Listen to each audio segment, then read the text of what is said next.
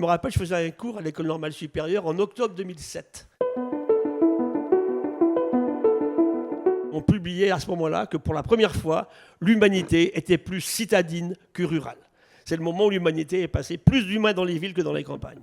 Et ça fait qu'augmenter en permanence. Maintenant, on aura les 3/4, puis 90%.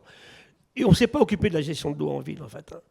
Et là, pour revenir à ce que vous disiez, moi je voyais sur l'Aude, on avait travaillé, eh bien, vous avez de l'eau qui tombe et qui fait que ça augmente de 1 mètre à l'heure parce qu'on a complètement imperméabilisé les sols.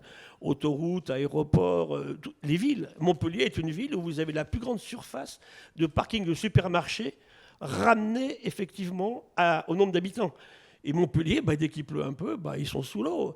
Et c'est là que nous, j'ai bien aimé votre remarque, on a profondément affecté ceci. Et je travaille beaucoup sur le biomimétisme aussi. Je préside le CEBIOS, qui est le centre d'études sur le biomimétisme et la bioinspiration. Chercher dans le vivant des solutions à nos problèmes. Eh bien, le vivant, il sait stocker de l'eau. Il sait la libérer suavement, comme il faut. Il sait la déplacer. Il sait la transporter harmonieusement.